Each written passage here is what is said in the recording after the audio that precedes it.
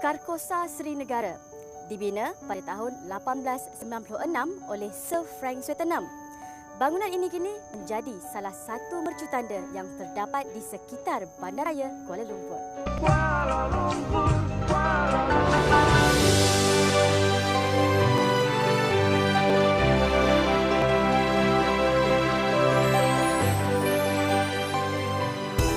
Karkosa Sri Negara yang terletak di sebelah Taman Tasik Perdana Kuala Lumpur telah dibina oleh Sir Frank Swettenham pada tahun 1896 dan merupakan kediaman rasmi beliau pada masa itu.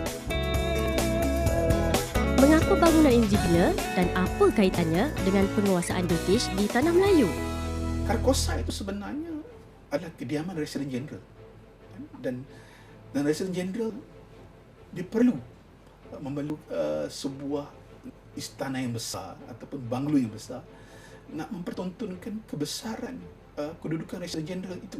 Dan sebab itu dia menggunakan kewangan negeri-negeri Melayu yang cukup besar untuk membina rumah Residen Jeneral itu yang hari ini digelar Karkosa Sri Negara itu, dan luas hampir lebih pada 10 hektar kawasannya itu. Dan di situlah raja-raja Melayu akan melihat betapa Residen Jeneral ni martabatnya begitu tinggi. Dan sebab itulah raja-raja Melayu, cara pemikiran dan pengekalan martabatnya itu adalah melalui status. Dan status ini dalam dunia kebudayaan Melayu dipertontonkan melalui istana yang besar, gaya hidup yang besar, supaya rakyat akan nampak, simbol-simbol kebesaran Raja Melayu itu adalah itu. Simbol-simbol kediamannya, simbol-simbol pakaiannya, simbol-simbol kenderaannya. Dan British menggunakan persembahan yang sama, cara yang sama mendiami satu banglo yang besar, satu kediaman yang besar, lebih hebat daripada istana Raja-Raja Melayu. Dan Residen Jeneral yang pertama sebenarnya nakkan perkembangan itu. Dan dialah sebenarnya the master plan yang berjaya melobi British untuk ditubuhkan negeri-negeri Melayu bersekutu. Dan sebagai Residen Jeneral yang pertama, dia menuntut kediaman itu kena berada di Kuala Lumpur dan harus dibina sebuah rumah khas untuk Residen Jeneral. Bukan setakat mempertontonkan kepada Raja-Raja Melayu tentang kebesaran kedudukan Residen Jeneral itu, tapi untuk memberitahu Residen-Residen British yang lain, inilah kedudukan seorang Residen Jeneral yang lebih tinggi daripada mereka. Saya rasa bangunan ini perlu dikekalkan, dan dia dikekalkan, jangan dikekalkan sebagai simbol pelancongan. Dia harus dipelajari bahawa dengan melihat Karkosa Sri Negara, kita bayangkan inilah rumah Residen Jeneral berapa puluh tahun yang lalu.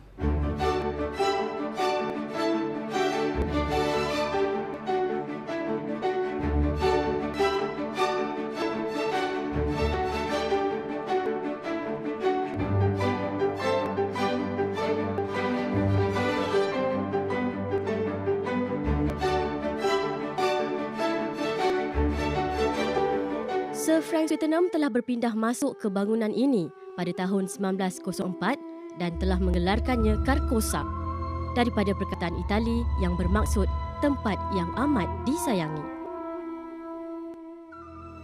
Pada masa yang sama, Sir Frank Swettenham membina bangunan King's House yang terletak bersebelahan dengan Bukit Karkosa.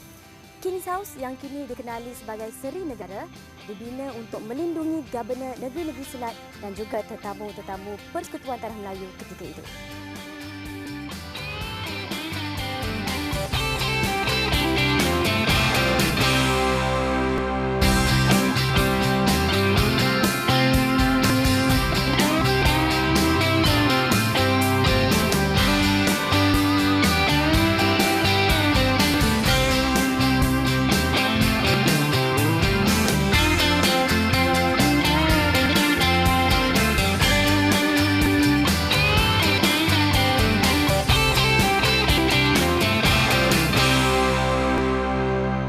Swettenham, penasihat British bagi Sultan Perak, telah mencadangkan penggabungan keempat-empat negeri menjadi sebuah persekutuan.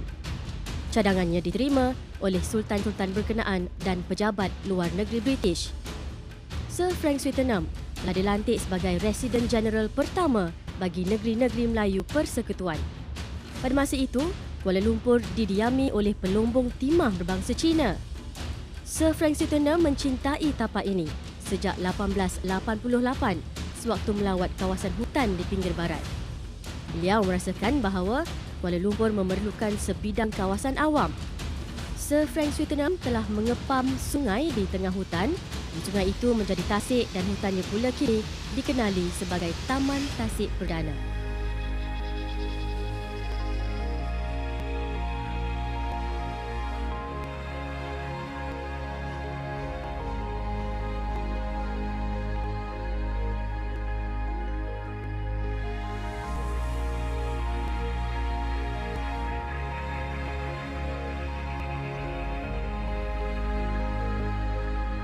Dari tahun 1904 sehingga serangan Jepun pada tahun 1941, Karkosa merupakan kediaman rasmi wakil-wakil tertinggi British di negeri-negeri Melayu. Semasa Perang Dunia Kedua, Karkosa menjadi Dewan Mes Pegawai Kanan Tentera Jepun. Pada Ogos 1945, tentera British menggunakan tempat ini untuk kegunaan pegawai-pegawai kanannya sehingga Ketua Setiausaha dilantik. Pada tahun 1957, Karkosa menjadi kediaman rasmi Pesuruhjaya Tinggi British, sedangkan King's House merupakan rumah tetamu rasmi bagi tetamu Malaysia yang terpenting. Karkosa telah diserahkan kepada Kerajaan Malaysia pada tahun 1987.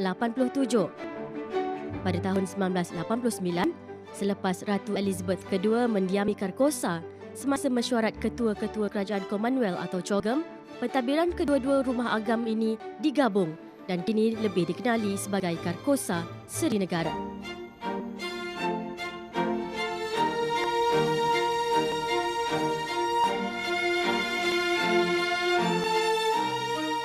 Kini Karkosa merupakan salah satu daripada hotel utama di Kuala Lumpur. Hotel ini mempunyai 13 suite yang dihiasi dengan gaya eksklusif.